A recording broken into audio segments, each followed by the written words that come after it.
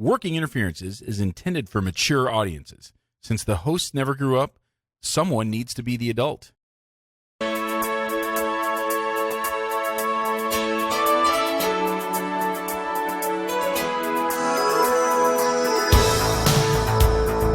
Welcome to Working Interferences with Josh and Lance, the dental advice podcast for the average dentist.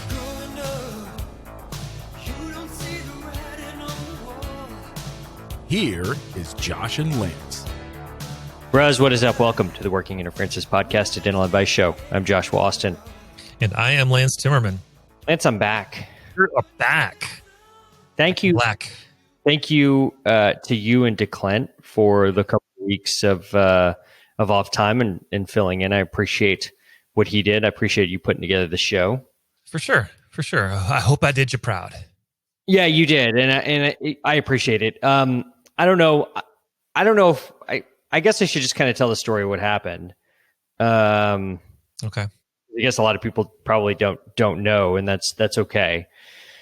So a couple of weeks ago, my brother-in-law died. Andrea's brother, Glenn, who I've mentioned on the show a lot.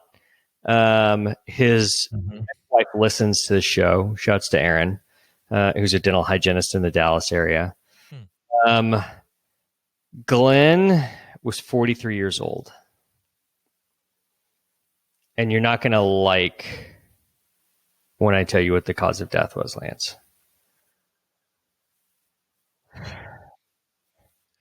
I can handle it. It was an undiagnosed cardiac arrhythmia.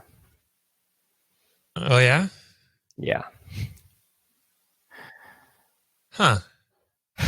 Yeah. All right, then. So, all that stuff you've been doing, keep doing it. Make sure you stay on top of it.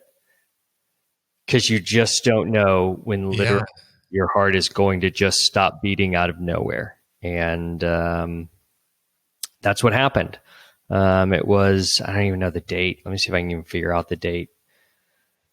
How do they determine that? I mean, I don't know anything, really. Yeah, so let me see if I can figure out dates here.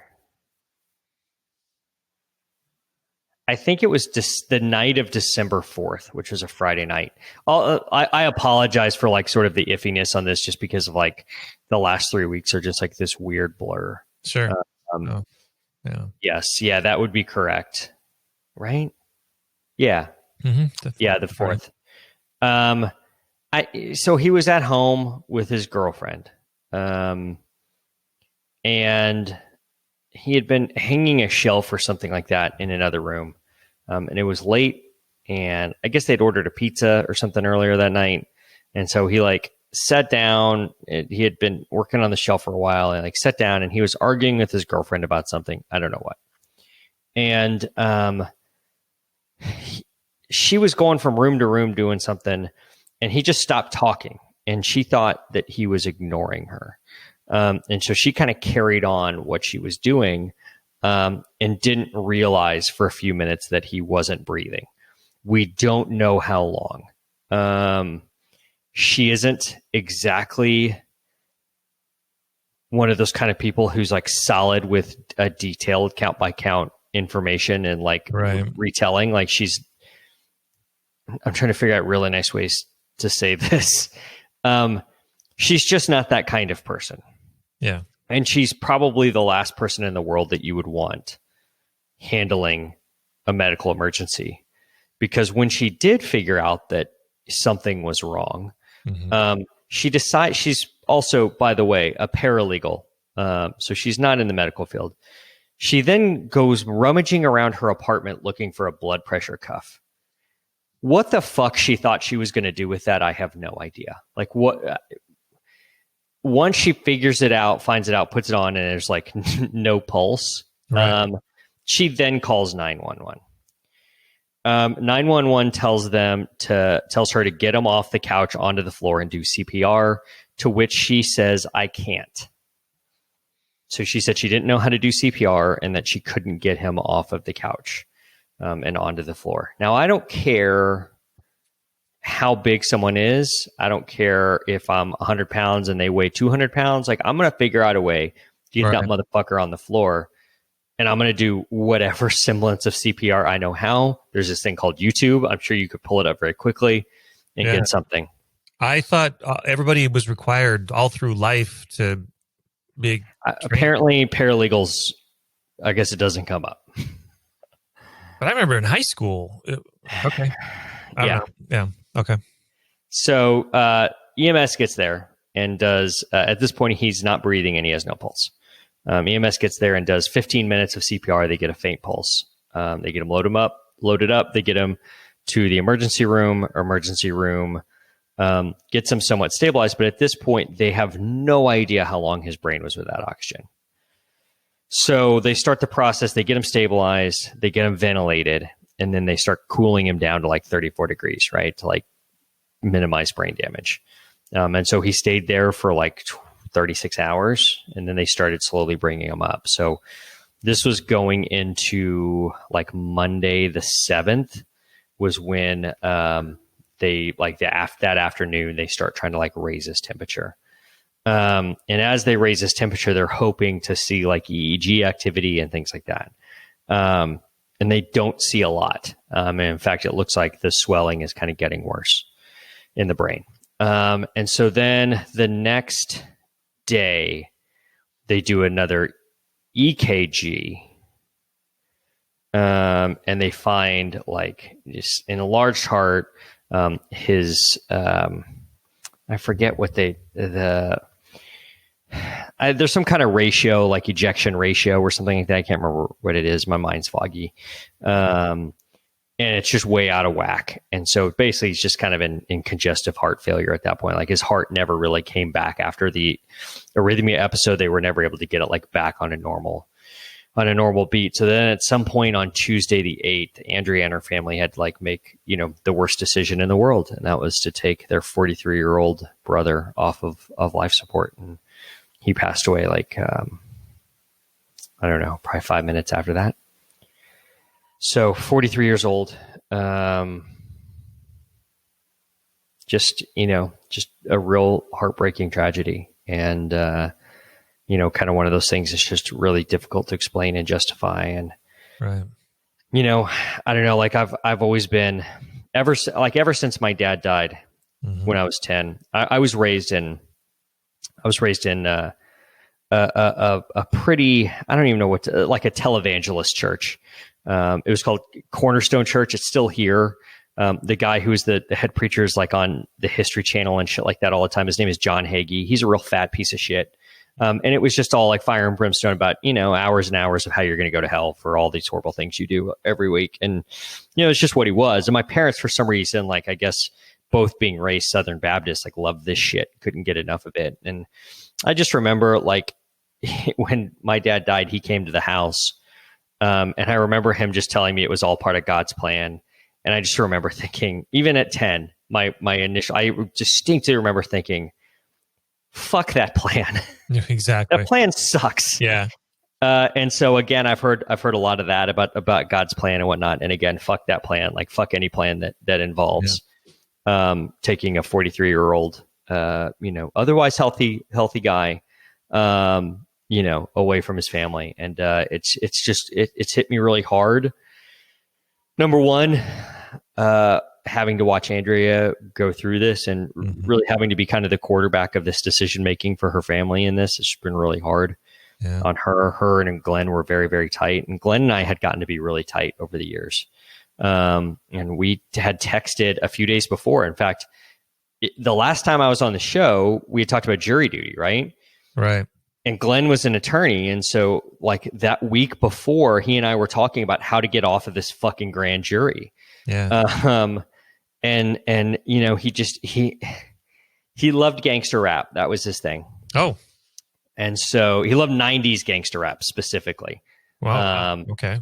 And so like he would always weave shit like that into his legal advice. And so he's giving me this legal advice and he's just like, remember, dog, fuck the police. Like if they get you up there and they're asking you questions, like defund the police, fuck the police, Black Lives Matter, like all that, all of that stuff that's sort of like considered anti-establishment. Yeah. Those are all things that like they don't want. No attorney would want you on a grand jury if you held some of those beliefs. And so, for sure. That's just sort of, that was always his style. And, he was just, God, he's just a good dude. And I will literally miss him forever.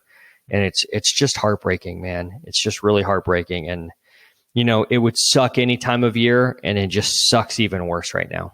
Sure.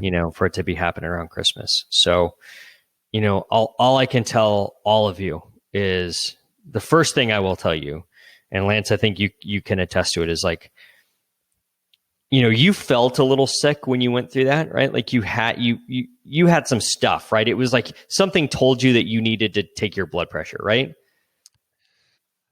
No, actually, I didn't feel anything. I just was making sure my equipment worked because I got a new power cable for my pulse oximeter. And so I wanted to make sure I had to use a different brand, or, yeah, my pulse oximeter is old. So I bought a replacement, and shit, this thing doesn't work. Well, then even more scary is you just don't know, and so right. You got to go get your physicals, man. All of you got to go get a physical. You got to go get, an EKG every year, because you just don't know, and it's just, I don't want that to happen to anybody else. I don't want anybody else to have to deal with that, and right. I'm not definitely saying that, hey, if he would have gone and gotten a physical last month or whatever, it would have saved his life, but maybe they find this thing, maybe they see it, maybe they see something on it. Maybe they, get him to a cardiologist and get it treated before it ends up in this. So that's number one. Number two is, if someone tells you to do CPR, fucking figure it out. Yeah. You do whatever you have to do, even shitty CPR is CPR. It's better than nothing. And I've been a real asshole in our CPR classes. We do it like every other year or whatever. It's right. good for 2 years. So to get our license, we just do it all the same day, bring in the same guy. And I always say the same thing. And it's in retrospect, it's so dumb. It's always, if I'm the one that's giving him CPR, they're already dead. Right. And I don't feel that way now. Because had someone found him earlier, had someone been paying some fucking attention, had someone done what EMS instructed or the 911 operator instructed and started CPR, like who knows where we are today, So if you don't know it, learn it. Mm-hmm. If you don't feel comfortable enough doing it, fucking figure it out. Like it's one of those things that something would have been better than nothing, and to just sit there and scramble around looking for a fucking sphygmomanometer for some stupid reason. That thought will never leave me, of if either Andrea and I were there, maybe all of this is different. And so that's the second thing. The third thing, I can't go into a lot of details on it. Okay. But I will over time. Please make sure you have a will. Please don't leave it to your family to have to clean up that mess as well. Because it's just not something that your family is going to want to deal with after they're going through this. And so if you use this opportunity, and like if this is going to be a learning lesson for anybody, it's just to make sure that like your estate is planned, your things are in order, it's notarized by the right people, it's signed in the right color ink, all of that stuff, so that there's not any issues. And that's, it's so important. And he was up my ass last year at Christmas time, when he was here last Christmas, to do a will. We got to do your will. And we did it. And, it's just like the dentist who, never gets a cleaning. Like, I'm guilty of that, right? Like, I'm always last in line when it comes to that stuff. Yeah. It's the same thing with attorneys and wills, apparently. And that now, this is something, that we're gonna have to deal with. And so get your estate in order, get your affairs in order, because you don't want to just leave this wake of this behind, because it changes the way that grieving happens, when you have to deal with this stuff. So you don't want to leave that behind. And then fourthly, man, fucking call your kids, call your parents, call your brothers, call your sisters, call like that friend from college you hadn't talked to in a long time, and just like tell them hello, tell them you're thinking about them, catch up with them. You know, that person that you've been meaning to or thinking about wanting to get in touch with, because you just don't know like when you're not going to have that opportunity to do that again. And that's a hard thing to live with, you know, even me who had talked to Clint like the week before, you know, but I think about, you know, all the things that I would have liked to have told him, you know, if I knew that was the last time we were going to talk. And that's just one of those things that I'll always have that with me. You know, it's like, man, I just wish I would have told him that I love him like a brother, you know? And I'll never have the chance to do it. So, reach out to whoever it is. You know, I think everybody, when they hear that, kind of has somebody that like their mental Rolodex flips to a certain card, and they think like, oh, this is the person that I should reach out to. Just do it, man. Just do it. Just pick up the phone, send them a text, send them a message, whatever it is, and just catch up, because you just don't know when you're not going to have that opportunity again. That's a shitty feeling. It's a real shitty feeling. So, man, what a real fucking bummer, huh? Of an opening to a comedy podcast. Yeah, this is the funniest episode ever, right? I think I told you like that week that it happened, the 7th or something like that. I was like, dude, there's no chance I can be funny. Oh yeah. And I still don't think I can for a little while. So you guys are just gonna have to deal with it. Yeah. No problem. I get it. And I'm sorry. Christmas is not going to be fun for a while. Well, Thanksgiving was, my grandparents were killed in a fire when I was 10 on Thanksgiving. Jesus. And so, for the longest time, didn't like going to barbecue.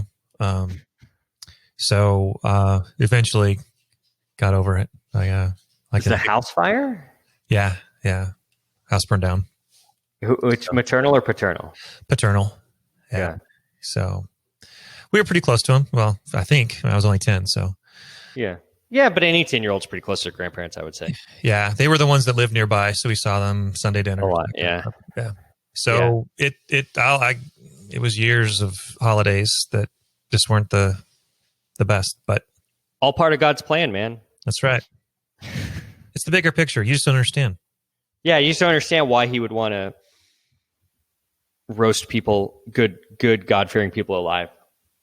It's all in his plan. Who are we to question it? Exactly. Jesus Christ, these fucking televangelists. I swear, every time I talk to my mother about, like, every time that subject comes up, I get angry with her. Like, what did you see in this fat piece of shit, John Hagee? Like, what was it that you liked? Like, how did you guys gave this guy 10% of your money? Are you insane? Like, how you gave this guy time? Like, what you contributed to this flock of, he lives in a fucking $10 million home. He's a COVID denier. He's just he's the biggest piece of shit. And you guys were all over him. Like, what the fuck were you thinking? I saw a post recently, and not to get off on like an atheist tangent or whatever, but I saw a post recently that was like, growing up, I thought taking the Lord's name in vain had to do with like saying God damn it or whatever.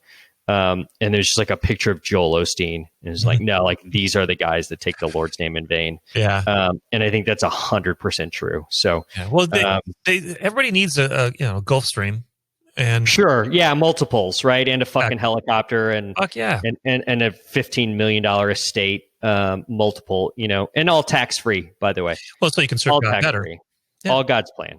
That's right. It's God's plan for it to be tax free, Lance. That's right. I'm still in the anger phase. Yeah, if you haven't noticed, it's going to be a while. I'm still in the anger phase. I'm probably going to be here for a bit. My therapist was, I had a therapy appointment last Monday. So it was pretty fresh at that point. And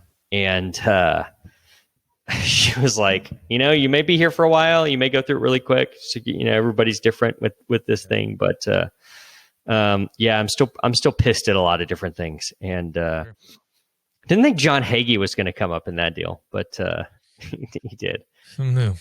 I had to First off, last on Saturday, what's that? Saturday the 12th. Andrew was still in Dallas at this point. Glenn had died on Tuesday night, the 8th. So they were still kind of handling all the arrangements and whatnot. And so I was at home working on something. I can't remember what I was working on, but the doorbell rings and I go to answer the door. And it's a florist. And the florist has this arrangement of flowers. I'm trying to figure out it was about 4 feet tall by 3 feet wide and on like an easel that stood about as tall as me. And I'm like, what the fuck is this?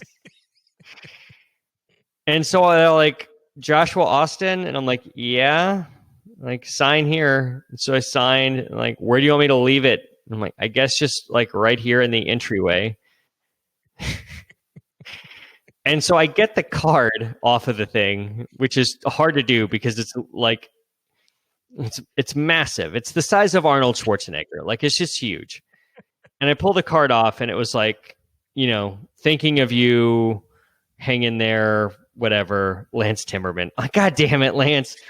This fucking flower arrangement was so big that it literally like took up a large section of the entryway of my home. And I did not know where to put it or what to do with it. I was just pissed they didn't send it. I was trying to get to go to your office because I wanted you. I have no idea where I would have put it at the office. Exactly. None at all. Yeah, and then try to get it home where how that we stick it on the roof or the biggest. Oh yeah, I would have had. I don't know how I would have. I would have had to rent a truck to get this thing home. It was so big, and it like the entire house smelled like a florist. Because of this arrangement. That's how big this was. And it's it was massive. And it was just like, this is just pure Lance right here. And we appreciate the gesture. And I also do appreciate the intentional comedy of it, which I thought was great. Yeah, I figured that needed. I told you, if it came in a horseshoe shape, like for Secretariat or something. Yes, I was going to send that, but it wasn't an option.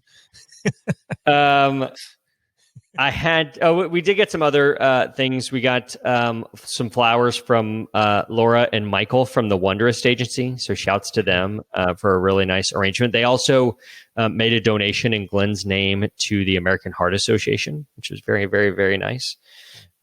Gina Dorfman sent a beautiful arrangement of flowers that lasts for like a year. I don't know. It's like roses in a box. And I don't know how they engineer this deal, but they last for a year. You don't have to water them or anything. They're all sort of taken care of in this box. Wow. They're just gorgeous. So Gina outdid you again, Lance. And then your flowers will be compost and Gina's will still be kicking. Yeah.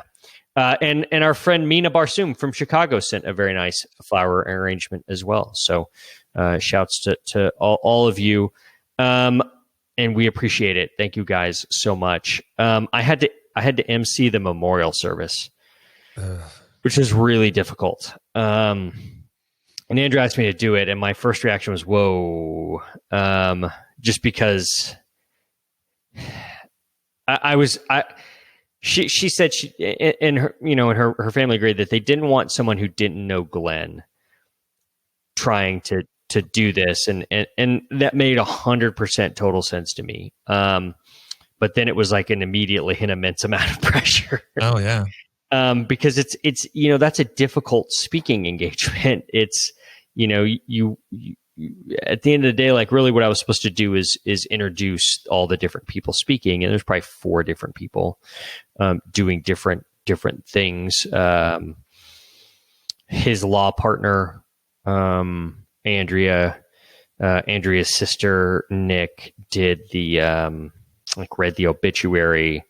And we had his college roommate did like an opening prayer and a closing prayer. And so it was just bringing all those people on and explaining who they were and whatever. And opening the service, closing the service, that kind of stuff. And so, like you want it to be good and you want it to have some chuckle and some laughs, but you don't want it to be like, and don't want to be like running bits, what's the deal with fucking car washes? Like that wasn't like, that wasn't part of the deal. So it was kind of a difficult note to strike in the middle. And of course I talked to Datola about it and he was like, it's like, I don't know if I can help you much with this one.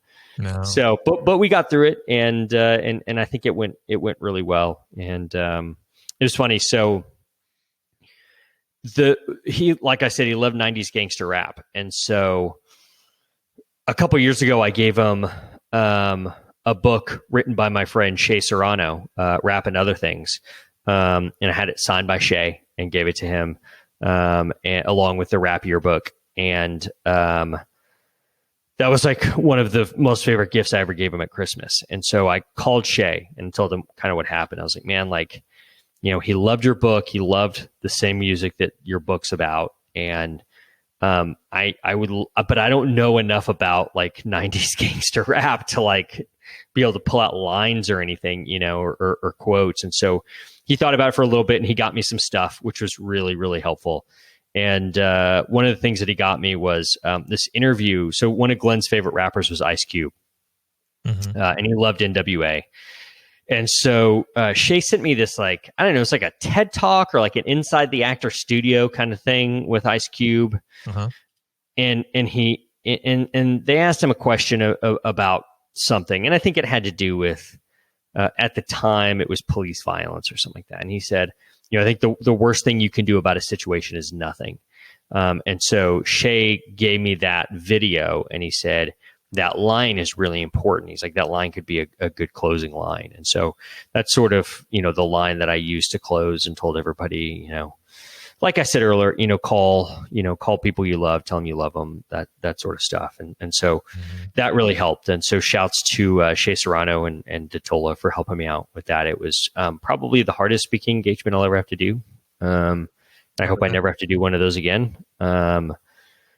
But I'm glad that it was me that got to do it. Like that was a huge, huge honor. So it was, it's one of those things I'm glad is over.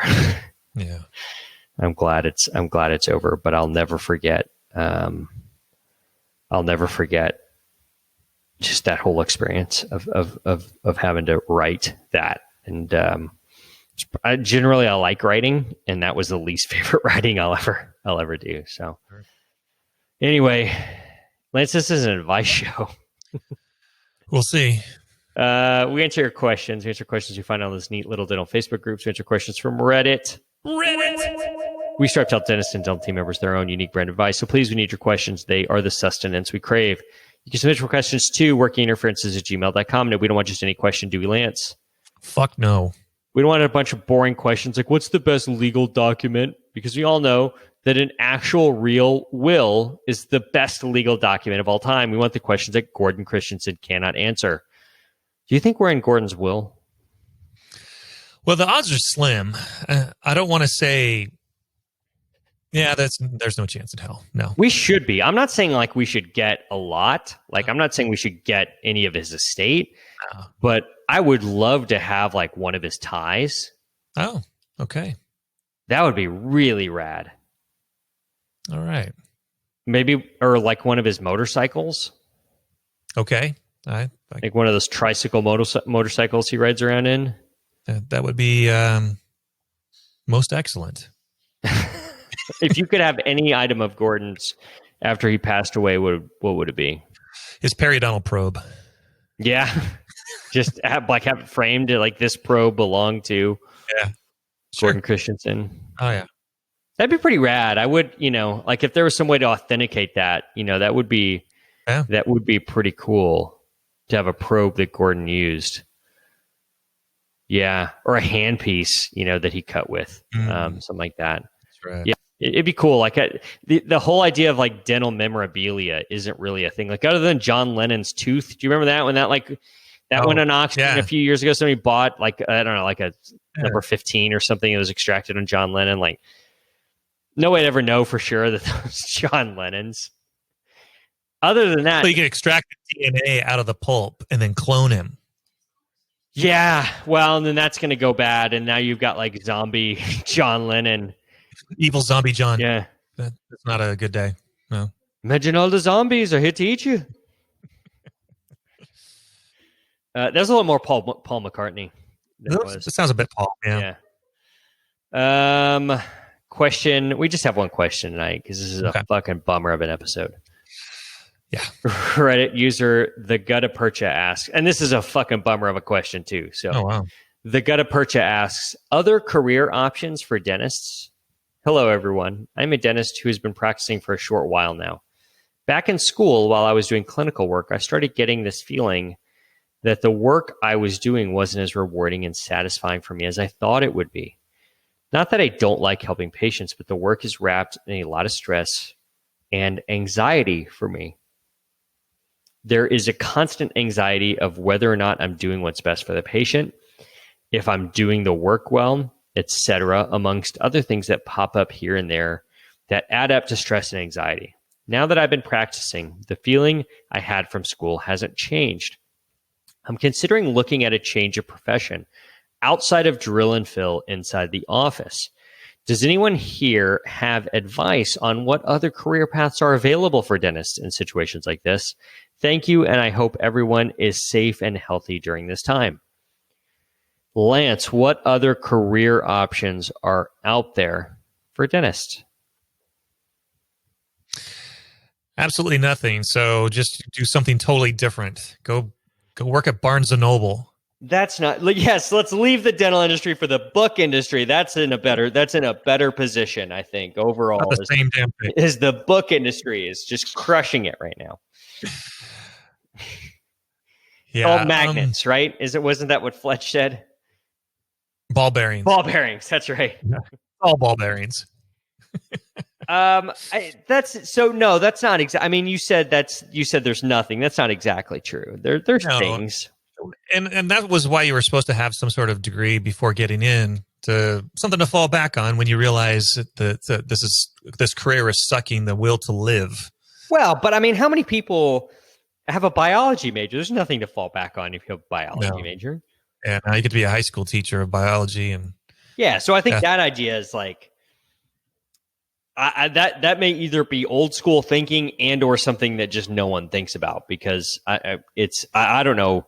There's very few dentists, I think, who have an undergrad degree that they could fall back on to do. Right. Yeah. I was, when I first graduated, I was trying to figure out what my next career would be, because I wanted to get the hell out of dentistry right as I started. Jesus. But yeah. Polish wore off quick, huh, buddy? Yeah, well, it was in dental school when I realized, but I had to finish because I was already in debt and had nothing else to do. Is this your question? Are you the Gutta Percha? I should be. Now, then that's why they said, okay, well, you got to get out, you got to sell, you got to this, but you don't have enough skills to produce high enough to get out when you want to get out. So that's when I started doing a CE, and then I learned I actually like dentistry, the modern way to do it, not the way dental school teaches to do it. So I hated it a lot less after those classes. So let's go through, just as an exercise. Okay. Sort of what some possibilities are before we get into sort of where we're going to end up. There's plenty of people who are dentists. So there's a guy in town who's a dentist, and he got hurt. Like his hand, literally, like, I mean, he really got hurt, and he has some problem with his hand, or he can't, like, he's got like the Bob Dole hand. You know what I mean? Okay. Yeah. That's a 1996 reference for anybody listening but Bob Dole was a senator from Kansas who ran for president against Bill Clinton in Bill Clinton's second term. So Bill Clinton was incumbent president. He ran against this old man named Bob Dole. And Bob Dole had been in a war accident or a plane crash or something in Vietnam or Korea, I guess. And he had an injury to one of his hands. And so his hand didn't work. And so he would just hold a pen in his hand. and he would never shake hands with that hand. He just held a pen in his hand. And so that's kind of what happened to this guy here in town. And so he's the practice broker guy. He is the guy in town. If you want to buy a practice or sell a practice, like, you call Paul. Paul is the guy that you call. And so that's part of it. You could certainly get into like practice brokering. The problem with that is that this guy's been practicing for like 5 months. Like, how are you going? Like, how can you broker unless you have some kind of other background in finance or real estate or like that's kind of specialty sort of stuff that would take a lot of education on. But it's possible that you could go into something like that, like some sort of dentistry related adjunct. I know a few dentists. Go ahead. The only ideas I can come up with are dental related. It's in your wheelhouse. Yeah, and that's what he said he kind of wanted, right? Something other than being a dentist, but because I went to a lecture, it was put on by Bisco. This guy had a problem, had to retire, but he was, I think, in his 40s, and so he was lecturing on adhesives or something from Bisco. So his second career was still in dentistry, but yeah. The problem with that is you have to have done some dentistry to lecture about dentistry. Yeah. Unlike, ideally, there's a restorative hygienist in the Seattle area who thinks he's hot shit because he's just graduated from dental school last year and thinks that he's a KOL. And it's like, dude, you haven't placed a restoration that has more than 2 years of longevity yet. Shut the fuck up and sit down. Yeah, you don't even know how bad your shit is. Right, hasn't had time to fail yet. But it'll happen. Not only that, you don't even understand you don't understand what you don't understand about dentistry. Like, right. You don't know anything.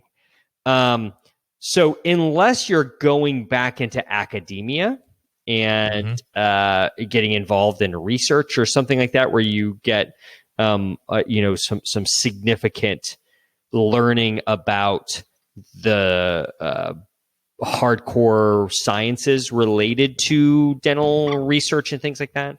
That seems like a tough road to hoe, to say, I've been practicing 5 months, I don't want to do dentistry anymore, so I'm just going to lecture about it. That's going to be an uphill battle. You could sell insurance stuff, like you could sell disability insurance and things like that to dentists if you wanted to. Right. It would take, some education as far as all that terminology and all the legalese of all that. But, you probably would have an insight of saying, I know a couple people who have worked for like Northwest Mutual or whatever that were dentists at some point. And most of the time it's that they were injured and forced to do something else. Right. Yeah. So they find these other things. An obvious thing is you could go back to residency and find something that you like and then specialize in that thing. Sure. So that you're just doing the thing that you like to do. And after that residency program, I don't think you're going to have that same feeling about like, am I doing the right thing and all, you get all that out during residency, right? I feel like. Yeah. So going back to school would be one thing. Going back to residency or to specialize would be one thing. Going into some sort of dental adjacent field. It was in the comments that he said, I wouldn't mind staying in dentistry in some way. I wouldn't mind staying within the realm of dentistry. That was in the comments. Okay. But I think it's the hands-on treating of patients that is causing me stress, anxiety with the patients, blah, blah, blah. Become a pathologist. You look at slides all day. Yeah, or an oral radiologist or something like that, where you're looking at scans and reading those. So there's that possibility. But again, that requires going back to school. Sure. No matter what you do, it's going to have to be like, if you go to sell insurance, you're going to have to fucking learn about insurance. Like, yeah. I don't understand like all those fucking words on a disability insurance policy, I don't understand any of that. Sure. The other possibility is go to law school and be a lawyer that specifically, represents or helps dentists and does dental related things. There's several of those. There's one here in San Antonio named Joe Waller. There's a guy in Houston named Boyd Shepard. Went to dental school, then went to law school, and they practice. They have very specific legal practices that have to do with just dentistry because they understand the dental part of it. So that's a possibility. But again, going back to school, it's part of that deal. You could sell forensic dentistry. That way, you don't have to treat a live patient. Yeah, so I have been watching a lot of Forensic Files. I did find Forensic Files is on Netflix. It's about 800 episodes of it that are on Netflix. They're in collections that are 50 episodes each, and there are 9 of them.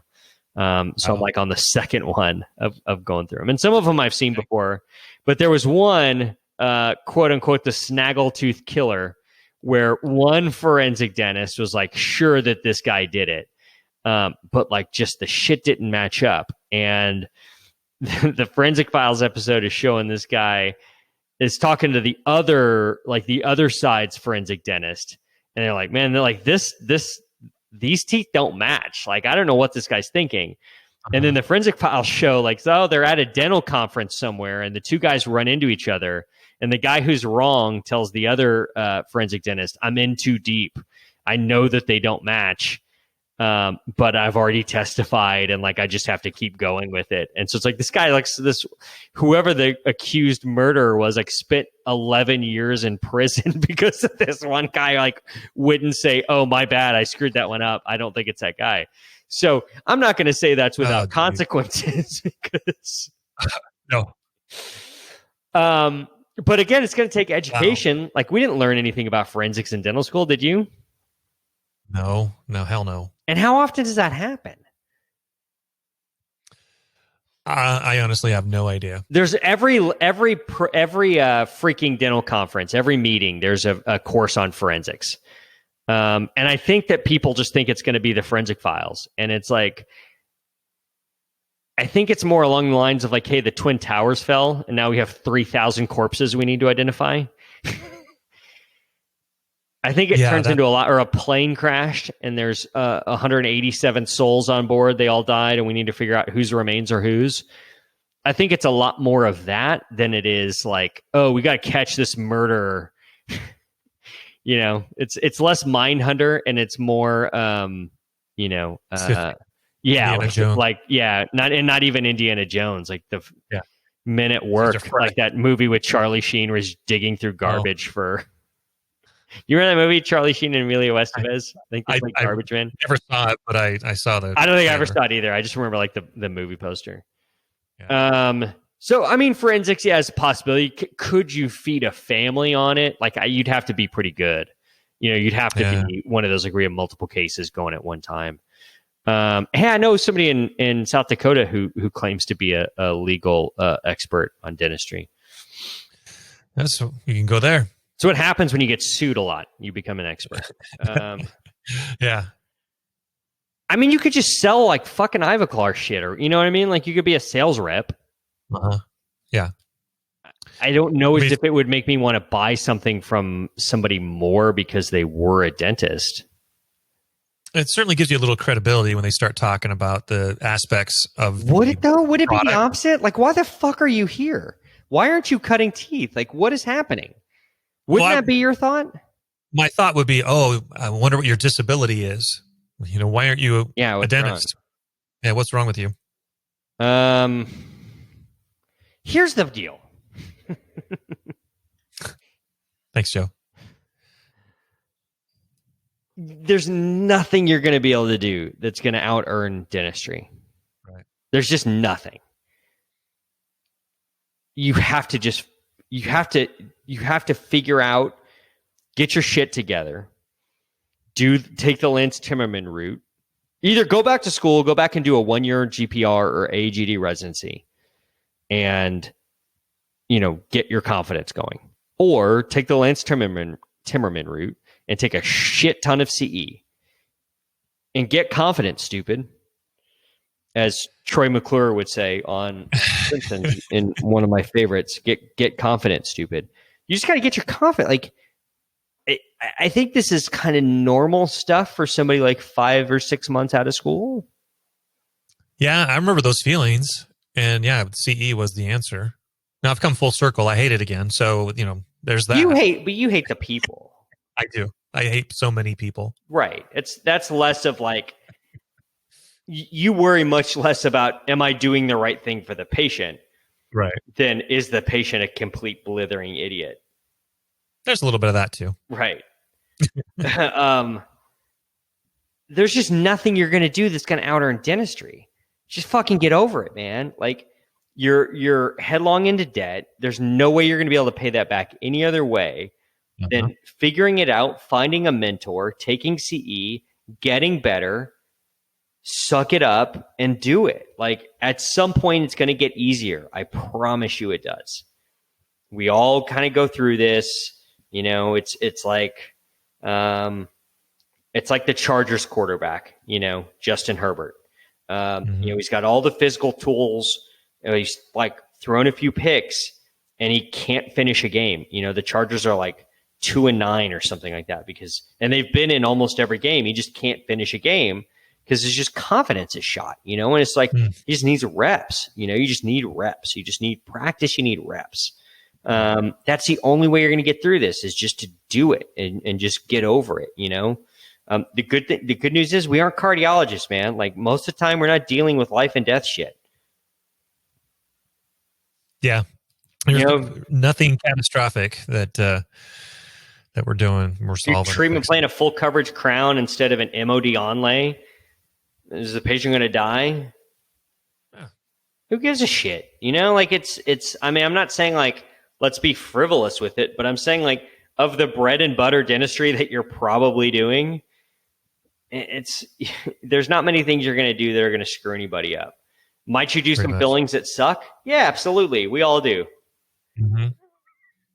Yeah. Yeah. And it's all a matter of perspective. I mean, what I look at is might be crowns, and other dentists might say fillings. But whatever. Like, it's like, I generally speaking, almost always, the patient's going to be better off after they leave you than they are when they started with you. You know, that's just most of the time. Is that always the case? No. Like, I still screw stuff up from time to time, you know? Sure. But it just, you know, like, it's fine. It is what it is. You got to get over this. You got to get reps and get over this. So you need CE. You either need to go back to school and do a residency or do a AHD or GPR. You need CE, and you need a mentor. You need somebody who can sort of usher you through this. Like, you have to either be working for somebody or somebody else around the clinic that you're at that could kind of help you out a little bit. What are the odds that this person's just in a solo, like, they didn't buy a practice right out of school? Like, they're not just like on their own somewhere. Probably not. There's got to be somebody else there. Only an idiot would buy a practice right out of dental school. Is that what you did? That's what I did. Because I'm a fucking idiot. Yeah, I mean, the vast majority of people associate or DSO or something like that. Maybe you find the DSO route's the way to go. You know, the one thing that, like, people like talk shit about DSOs all the time, but especially the good DSOs like Pacific and some of those, is that there's a lot of oversight there. You know, like. And there's a lot of opportunities. When I was talking to one, I mean, one guy hadn't done anything clinical in about 6 years, because as he advanced through the DSO, he became a lot more managerial. And so maybe that's what this person would like, is managing dentists and not having to actually be doing the dentistry itself. Right. You do have to learn some fucking dentistry, though, like, to be able to do that. Yeah, you got to work your way up. So there's going to be... Cranking it for 5 months is not going to be like, oh, I got everything now. Like, I'm ready. I'm ready. A little early. Pitch. Maybe early.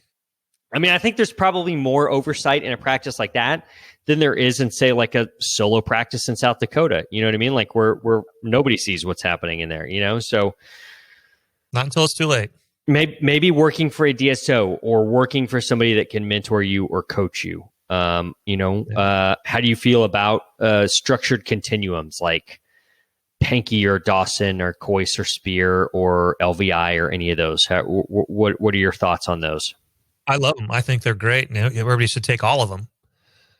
So there's certainly, you might also find an opportunity there. You can be now it's your turn to be a mentor and help another dentist overcome what you overcame to get there. So yeah, I think this is really just rookie yips at this point. Yeah. At 5 months, I'm pretty sure. Don't make a rash decision, because there's just no way you're going to be able to match what you can earn. Yeah. Especially over a career, you know? Yeah, It's just, absolutely. And maybe, you're a little early for the burnout, but man, who says you got to be doing 5 days a week? Maybe you love dentistry on 2 to 3 and then do something else. yeah, if you did 3 days a week, then go shadow a mentor for that fourth day, and get that confidence up. I think it's too early to pull the plug. I think it's too early to be making any rash decisions. And unfortunately, there's just not a lot of options for you without just fucking swallowing that debt and going back to school to do something completely different. Yeah. In your dental school class, did you have anybody that came to dentistry from other careers? Yeah, one was an accountant, one was a manager at UPS, like up in the hierarchy. What were some other things? But yeah, dentistry was a second career for a handful. Yeah, we had an FBI agent who left the bureau. Wow. Go back to dental school. Good guy, really good dude. I need to look up and see where that guy is, because I hadn't thought about that guy in a while, but he was a good dude. We had a lab tech. I think that's a fairly common deal. A few hygienists and things like that. Yep. Couple people who had just had sort of mid-level jobs, like the accountant kind of thing, stuff like that. A couple like former military people who had just been in the military, whatever that means. Sure. There's something, when you ask all those people about like what draws them to dentistry, there's like, I want to work for myself. I don't want to, tired of working for somebody else, earning opportunities and the ability to like make my own hours and sort of, forge my own way. And so this is almost like the opposite of that. And I just have a feeling if you take the same dentist in 10 years, that there's going to be a completely different feeling here, about loving the autonomy, loving the freedom and whatnot, versus, being locked into God knows, what, selling fucking 2x2s for Benco or whatever. Right. It just seems like a rough idea. Looking at their post history. There's some stuff in the subreddit of No Man's Sky, the game. No Man's Sky. A fantasy science fiction game set in an infinite procedurally generated universe. So some sort of weird video game. Huh. There's about 5 or 6 posts in there. Yeah, nothing all that interesting here. You stick around dentistry, man. Take some CE, get a mentor. You're gonna be fine. Yeah. You're gonna be fine. You will regret it, I think, if you leave. Probably. Lance, that's gonna do it for today. Okay. Merry Christmas to everyone. I'm sorry to have to put out such a fucking bummer right before Christmas, but it just is what it is. Like I couldn't come on here and just fucking pretend like nothing happened and pretend to be cheery and pretend like that I didn't have a care in the world. And tell me about your favorite Christmas song, Lance. It's just not, that just wasn't going to happen. And so, no. I know it's a bummer to listen to right before Christmas, but hopefully this will help you be thankful and be appropriately aware of how short and fleeting life can be, and how we need to grab on to moments when we can, because they're not going to be around forever. And so this may be a chance for you to get to speak to some family members and loved ones and get to tell them all those things. Shoot us a rating. First off, share this with your friends. If you have any friends who are in crushing depressive states and need some fuel for that depression fire, tell them about the show. That's how we grow the show, one new depressed listener at a time. Give us a rating. What's your favorite number, Lance? I'm a big fan of 5. I love the number 5.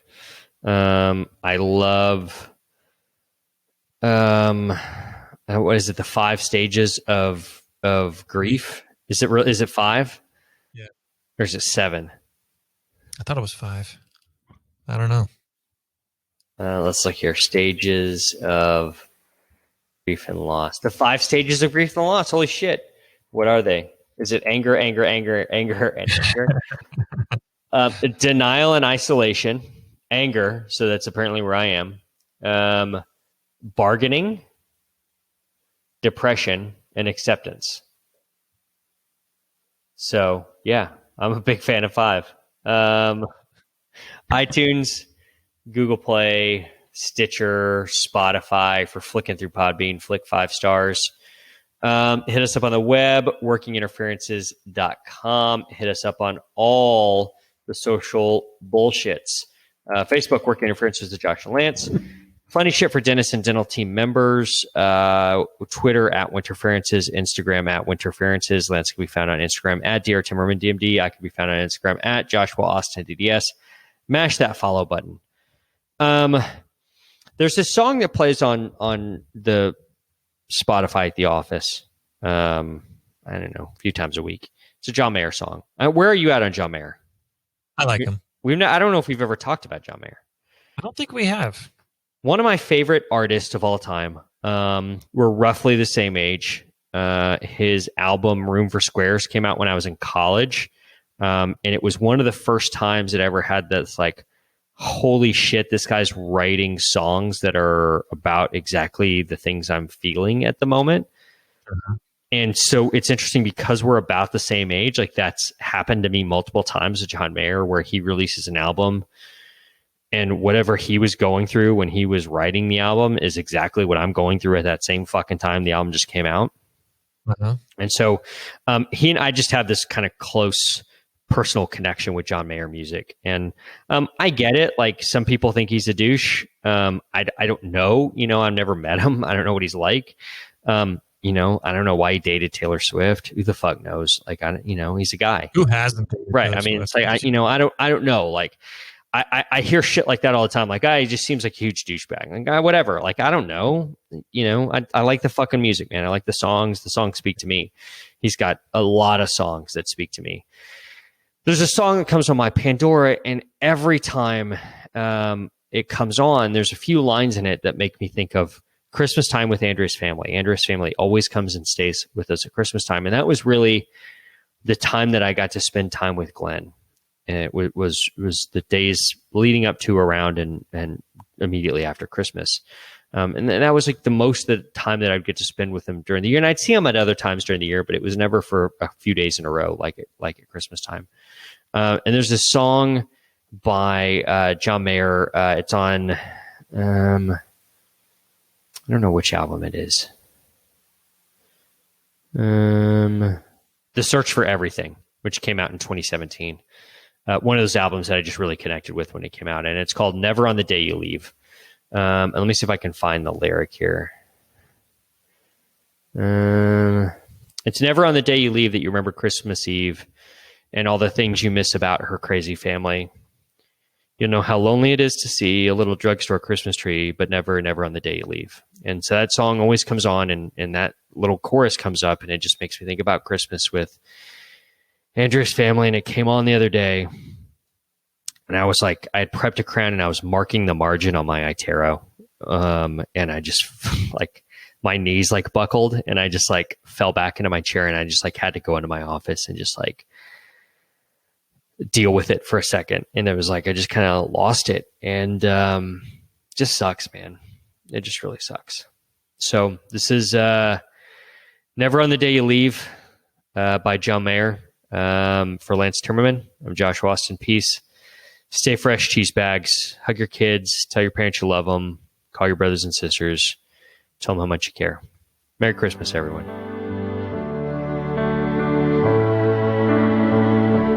No, it's never on the day you leave that you wonder what you still believe in, and you can't remember why you said goodbye. You'll hear an old familiar sound and hope it's her when you turn around, but never on the day you leave. Love grows in the time it's been since you last heard her say she'll cut her hair and move somewhere. She don't owe you anything.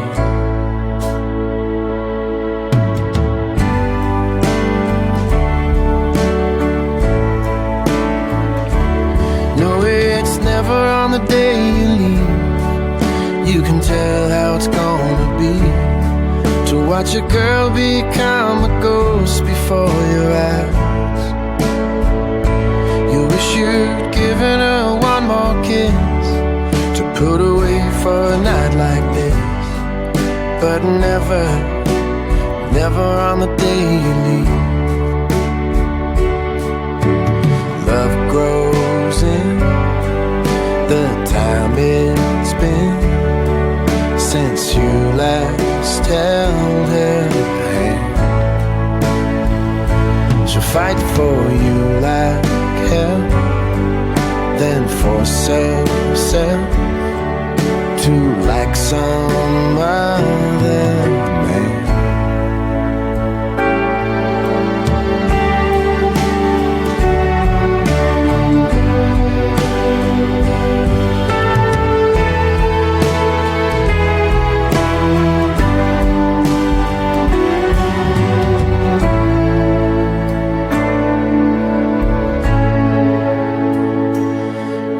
It's never on the day you leave that you remember Christmas Eve and all the things you miss about a crazy family.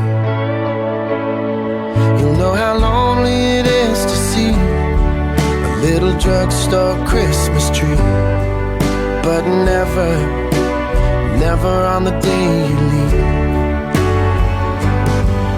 No, never, never on the day you leave. So maybe it'd be better off to write her and leave a little note right there beside her that says maybe we're not perfect, but I'll be